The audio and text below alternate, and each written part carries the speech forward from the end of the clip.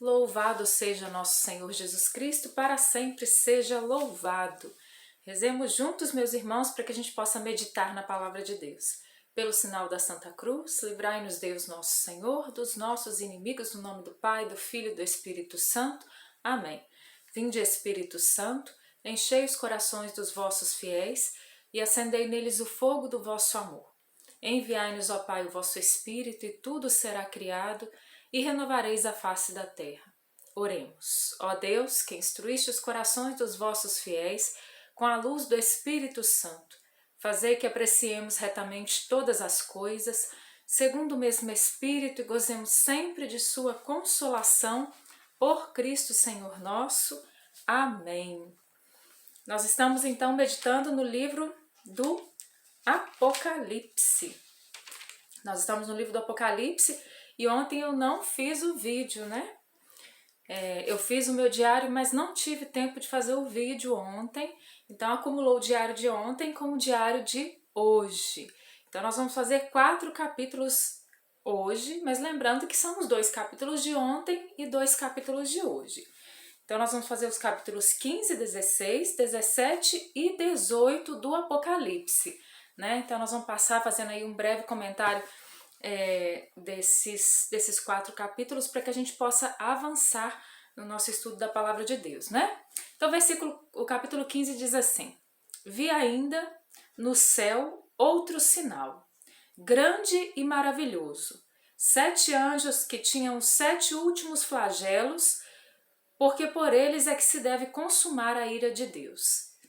Vi também como que um mar transparente, irisado de fogo, e os vencedores que haviam escapado à fera, à sua imagem e ao número do seu nome, conservavam-se de pé sobre esse mar com as cítaras de Deus, cantavam o cântico de Moisés, o servo de Deus, e o cântico do Cordeiro, dizendo: Grandes e admiráveis são tuas obras, Senhor Deus dominador.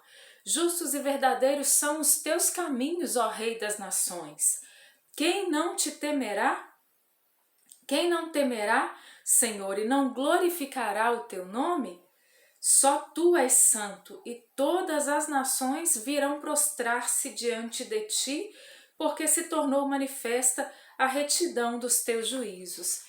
Então esse cântico de Moisés, né, esse cântico aqui colocado dentro da realidade do Apocalipse, maravilhoso, né, gente? Esse cântico maravilhoso, esse cântico daqueles que foram salvos, daqueles que foram libertos, daqueles que passaram pelas tribulações, pelas dificuldades e venceram. Pelo testemunho do Cordeiro, pela graça de Deus, venceram, né? E nós temos que pensar, qual é o cântico que eu quero cantar lá no final, lá na frente, né? Quando essa vida passar, que tipo de cântico vou cantar, né? E nós queremos cantar a Deus eternamente. Essa é a nossa vontade. E é para isso que nós vivemos, é para isso que nós devemos lutar, né? No capítulo 16 vai dizer, então, vai falar sobre as 7 taças da ira de Deus, e a gente vai entendendo aqui, a partir desses capítulos, né, agora, quando vai se aproximando aqui o final do livro, a gente vai entendendo que, então, as nações, né, os homens, começam a entrar nessa realidade do julgamento, né? Então começa a ficar bem claro aqui a separação de justos e injustos, daqueles que se deixaram marcar pela fé e daqueles que não se deixaram marcar, daqueles que foram marcados pelo sangue do Cordeiro, né? Então vai ficando muito claro aqui esses 2 caminhos, a partir de uma escolha pessoal, desde o início do livro, né? Aquela mensagem às 7 igrejas, que vai mostrando que tudo parte de uma escolha pessoal. Aquilo que a gente foi meditando ao longo do livro vai se abrindo ainda mais agora naquilo que é o juízo, né? Todos nós passaremos pelo juízo e nós precisamos ter a consciência disso, né? Nós precisamos meditar sobre isso. E o versículo do capítulo 16, nós vamos tomar alguns versículos. O versículo 5 diz assim: Ouvi então o anjo das águas dizer: Tu és justo, tu que eras, e que assim julgas. Olha só, a realidade do julgamento, né? Deus que era, que é e que assim julga. O versículo 7 diz: sim, Senhor, Deus dominador, são verdadeiros e justos os teus julgamentos, né? Então a gente vai entrando nessa realidade do julgamento, porque haverá um juízo, né? Quando nós morremos, nós já passamos pelo juízo particular, né? Então, aquilo que nós vivemos, aquilo que nós fizemos de bom ou de ruim, aquilo que foi a nossa vida, nós vamos ter que prestar contas a Deus. Então, assim que a gente morre, já tem um juízo particular, né? E depois vem o juízo final, né? No final virá o juízo final ainda, né? Para todos os homens, para todas as criaturas, né? Os seres criados, homens e mulheres. Mas a gente tem que pensar nisso, né? Se eu morrer agora, eu vou passar por um juízo particular. E como vai ser esse juízo, né? Será que eu vou poder ouvir, né, do Senhor no meu juízo particular e lá no juízo final? Eu vou poder ouvir do Senhor o vinde, benditos do meu Pai, né? Vinde, ou eu vou ouvir do Senhor, eu não vos conheço, né? Então, a gente vai passar por esse julgamento. O versículo 9 diz assim: e os homens foram queimados, o quarto, vão no versículo 8, o quarto derramou sua taça sobre o sol, foi-lhe dado queimar os homens com fogo. E os homens foram queimados por grande calor e amaldiçoaram o nome de Deus, que pode desencadear esses flagelos. Por que eu estou lendo esse versículo? Que a gente vai entrar agora no finalzinho do versículo que diz assim: e não quiseram arrepender-se e dar-lhe glória. Então, a tristeza é que as coisas vão acontecendo, o livro do Apocalipse vai mostrando aqui tudo aquilo que foi acontecendo e no final de tudo isso, houveram ainda aqueles que não se arrependeram, que não deram glória a Deus, né? Então, haverão, assim como houveram em todos os tempos, aqueles homens que não se deixaram tocar pela graça de Deus, que não quiseram a conversão, haverá no final dos tempos também esses que não terão se convertido, mesmo depois de ter visto tantas coisas acontecendo, né? Isso é muito triste. E nos próximos versículos continua dizendo: o quinto derramou a sua taça sobre o trono da fera. Seu reino se escureceu e seus súditos mordiam a língua de dor. Amaldiçoaram o Deus dos céus por causa de seus sofrimentos e das suas feridas, sem se arrependerem dos seus atos. Então tem gente que no sofrimento se arrepende, né? Tem gente que no sofrimento se converte, não é? Mas tem gente que no sofrimento ainda dá conta de amaldiçoar a Deus e não se converter. Isso é uma grande tristeza, né? Continua no versículo 13, vi saírem da boca do dragão, da boca da fera, da boca do falso profeta, 3 espíritos imundos semelhantes a rãs. São os espíritos de demônios que realizam prodígios e vão ter com os reis de toda a terra, a fim de reuni-los para a batalha do grande dia do Deus dominador. Eis que venho como um ladrão. Lembra das palavras de Jesus, né? O dia do Senhor virá como um ladrão. Olha só, eis que venho como ladrão. Feliz aquele que vigia e guarda suas vestes, para que não ande nu, ostentando a sua vergonha. Eles os reuniram no lugar chamado em hebraico Armagedon, né? Então o Armagedon que a gente tanto ouve falar nos filmes de Hollywood, né? Então a gente ouve muito falar do Armagedon, não sabe o que é, né? Aí tira dessa parte, né, do Apocalipse aqui. Só que muita gente entende o Armagedon aqui, né, como destruição total de todas as coisas e o Apocalipse em si, né? Mas vamos ver onde é então que está situado aqui o Armagedon. Lá, aqui no rodapé, gente, é muito importante, quando a gente faz o estudo bíblico, quando a gente lê a Bíblia, a gente sempre recorrer ao rodapé, né? Então, aquilo que os estudiosos, né, que os exegetas deixam pra gente, né? Para que a gente possa ter uma melhor compreensão da palavra, para que a gente consiga mergulhar melhor na palavra, entender do que está falando. Então, sempre que você for fazer o seu estudo bíblico, recorra ao rodapé, recorra àquilo que lá nas primeiras páginas da Bíblia vai dando direção pra gente, né? Sobre como ler a Bíblia. Então, isso tudo é muito importante, né? Aí vai dizer aqui, então, no rodapé diz assim: os maus que não têm nada a esperar, desesperam, Por que tem tanto desespero então? Porque os maus que não tem nada a esperar, eles vão desesperar mesmo, não tem esperança em Deus. O que devia servir de remédio, ele transforma em castigo. Armagedon, versículo 16, é literalmente o Monte de Magedo. Era uma cidade fortificada do norte de Israel, próxima do Monte Carmelo. Então era um lugar que existia lá na terra de Israel, né? Perto lá do Monte Carmelo. Então era um monte que tinha lá. Uma cidade fortificada, vai dizer assim, que guardava a entrada da fértil planície de Esdrelon. Então, esse lugar, né, que deu o nome aqui de Armagedon, era então esse lugar ali que guardava um lugar muito fértil. E por isso vai dizer aqui, por sua localização estratégica, transformou-se em campo de batalha obrigatório e em lugar de desastres históricos. Então, por aquilo que acontecia neste lugar, é que foi então dentro desse contexto do Apocalipse que vem situar então, né, fazendo esse comparativo com esse lugar. Então, fazendo um comparativo que eles colocam. Eles os reuniram num lugar chamado em hebraico Armagedon. O sétimo derramou a sua taça pelos ares e saiu do templo uma grande voz do trono que dizia: está pronto. Houve então relâmpagos, vozes e trovões, assim como um terremoto tão grande como jamais houve desde que há homens na terra. A grande cidade foi dividida em 3 partes, e as cidades das nações caíram, e Deus lembrou-se da grande Babilônia, para lhe dar de beber o cálice do vinho da ira ardente. E no capítulo 17 a gente já entra no castigo da Babilônia, né? Então aqui, gente, o Apocalipse traz esse termo Babilônia, né? Então, Babilônia aqui, essa prefiguração do mal, né? Do lugar de depravação, né? Do lugar de idolatria, né? Então, uma linguagem simbólica como todo o Apocalipse traz, né? Então, isso entra aqui no capítulo 17.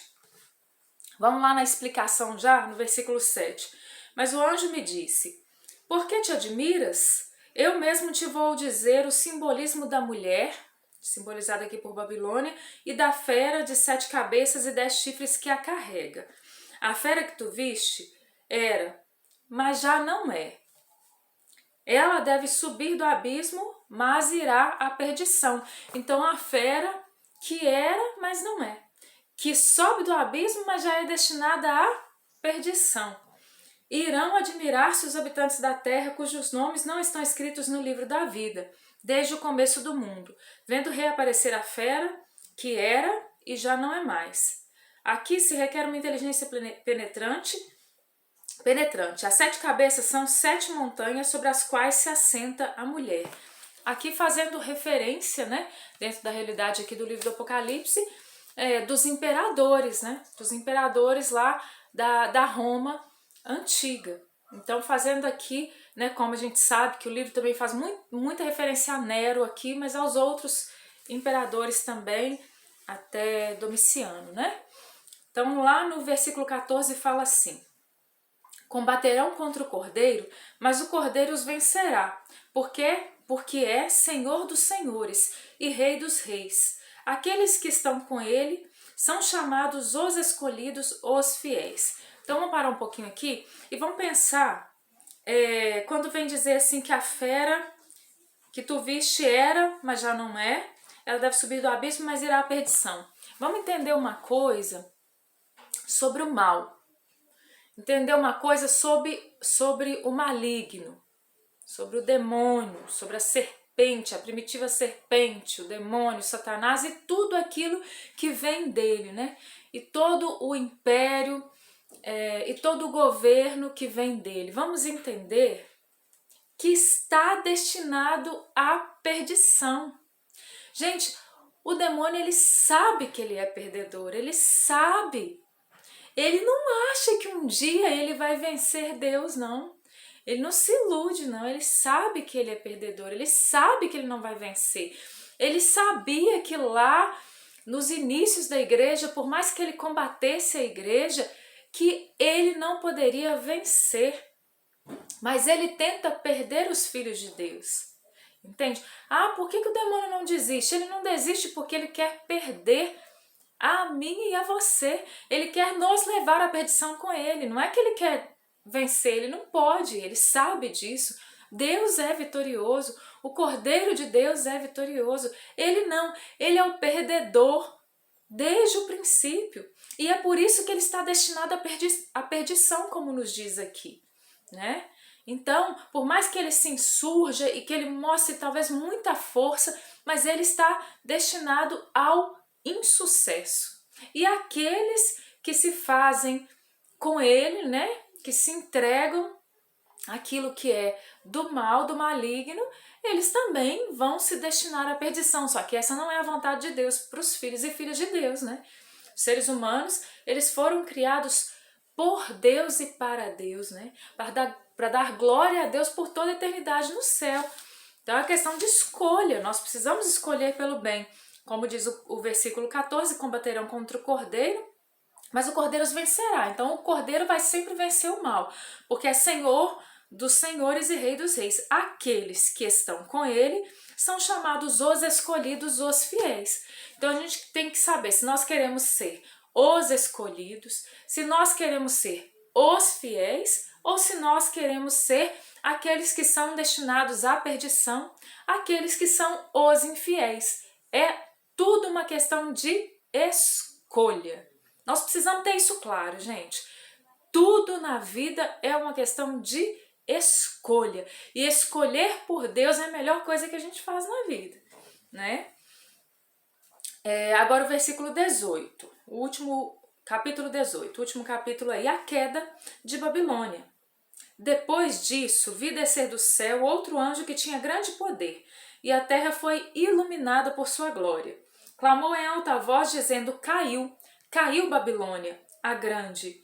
Tornou-se morada dos demônios, prisão dos espíritos imundos e das aves impuras e abomináveis.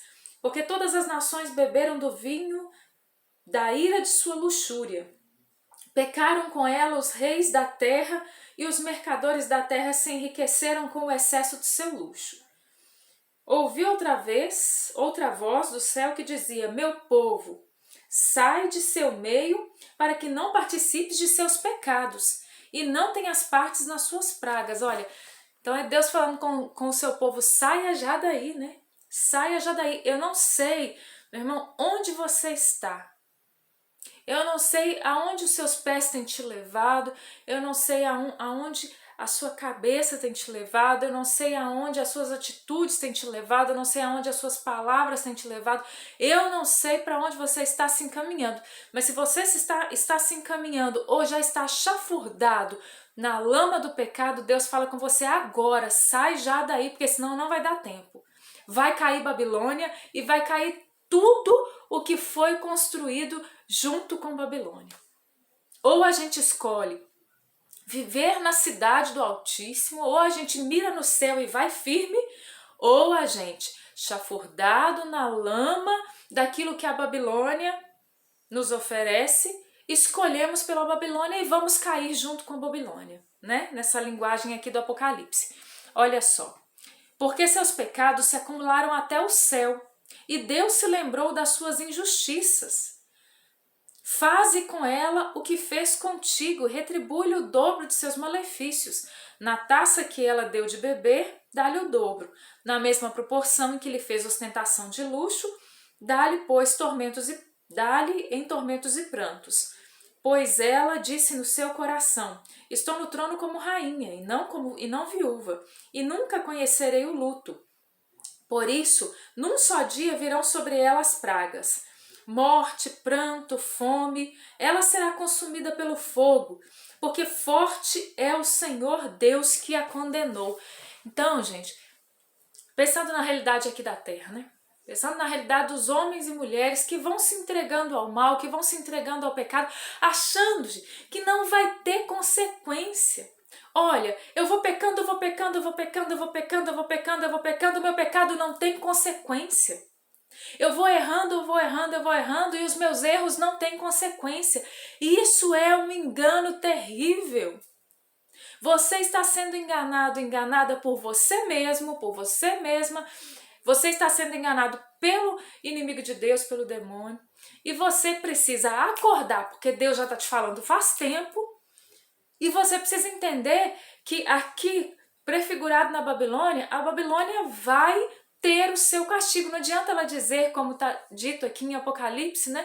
Estou sentada como rainha e não como viúva, nada me acontecerá. Parece que os homens da nossa geração dizem isso, né? Sentam-se nos seus tronos, sejam quais forem, e dizem, nada acontecerá comigo. Deixa a vida me levar. Vai deixando a vida levar e vai ver que na hora que a vaca tolar no brejo, não chora não, né? Vamos continuar então. Ela será consumida pelo fogo, porque forte é o Senhor que a condenou. E é simples assim, né? Vamos lá no versículo 19. E lançando pó sobre as cabeças, chorando e lamentando-se com essas palavras. Ai da grande cidade, de cuja opulência se enriqueceram todos os que tinham navios no mar. Bastou um momento para ser arrasada. Não precisa de muito não. Num estalar de dedos, num abrir e fechar de olhos. É assim. Quando Jesus voltar em glória, gente, voltou. E pronto, acabou, né? E às vezes também aqui na vida, hoje eu tô vivo, tô conversando, tô aqui fazendo vídeo, amanhã você pode estar ali escutando nota de falecimento. Eu sempre falo isso, né? E às vezes a pessoa tem medo quando eu ouvo falar da morte, fica em pânico, fica apavorada, não fala disso não. Gente, todo mundo vai morrer um dia, né?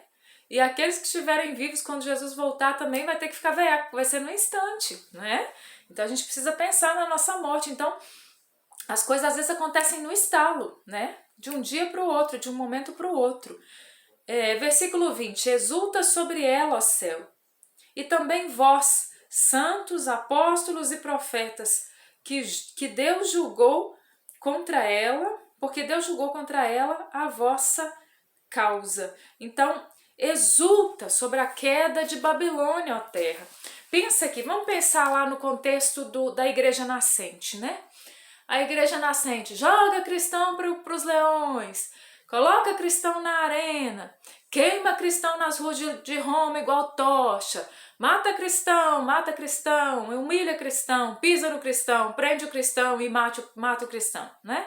Aquele martírio sangrento de cristãos, lá na igreja nascente. E os cristãos dando glória a Deus porque estavam dando a sua vida por causa de Jesus Cristo, né? E quanto mais matava cristão, como eu disse, mais cristão surgia, né? Mas pensa nessa realidade, né? Matando cristãos, olha, nós vencemos os cristãos, só que chega num ponto que pronto, que Deus diz, cessa, acabou isso, né? E de repente ali a situação toda se muda, né? E aquele império que se julgava dono de todas as coisas, aqueles imperadores que se julgavam deuses, onde eles estão, né? O nosso Deus está vivo, nós estamos ainda na 8ª de Páscoa e nós estamos proclamando isso, nosso Deus é vivo, e nós proclamamos isso ao longo da nossa vida inteira, né? Jesus Cristo está vivo, e esses imperadores que perseguiram os cristãos, eles estão vivos? Não estão, né? Então nós haveremos de passar por tribulações e por dificuldades. Já passamos, estamos passando e passaremos, né? Mas se nós tivermos os olhos fixos no Senhor da vida, todas essas tribulações vão passar. E no final, a gente vai poder regozijar-se na presença do Deus vivo por toda a eternidade. Simples assim, né? Por isso que está falando, exulta sobre ela, ó céu. Vamos exultar, porque caiu. A grande Babilônia, tão orgulhosa de si, caiu. Versículo 24. Foi em ti que se encontrou o sangue dos profetas e dos santos, como também de todos aqueles que foram imolados na terra. Então, o sangue dos mártires, né, que correu em Roma, que corre hoje em tantos lugares e que ainda hão de correr até a vinda de Jesus, né? Aqueles que tiram a vida dos cristãos, que perseguem os cristãos, que maltratam os cristãos, né? Aqueles que perseguem os servos de Deus, que maltratam os servos de Deus, aqueles, como Jesus mesmo disse, felizes são os que são perseguidos. Não é o perseguidor que é feliz. Feliz é aquele que é perseguido, porque grande será a sua recompensa no céu, né? Então, é isso que está falando sobre Babilônia aqui, né? Não adianta ali os impérios, os reinos, os governos se levantarem contra Deus, se levantarem contra aquilo que é justo, que é santo, porque Deus é vencedor, Deus é vitorioso. Nós estamos no capítulo 18 e aqui a partir do versículo do capítulo 19 a gente vai ver ali toda a graça, né, da vitória de Deus. Deus é vitorioso e a gente vai vendo isso ao longo do Apocalipse, e quanto mais chega o final do Apocalipse, mais a gente vislumbra a vitória de Deus e do Cordeiro. Não perca de vista, meu irmão, minha irmã, a vitória de Deus e do Cordeiro na sua vida. Nós sofremos, nós passamos dificuldades, Isso tende a nos enfraquecer, nos querer fazer desistir de caminhar com Deus muitas vezes? Às vezes sim, né? Às vezes nós somos abalados, às vezes nós somos sacudidos, mas nós precisamos continuar fiéis a Jesus Cristo, porque Ele é fiel a nós. Sempre será fiel.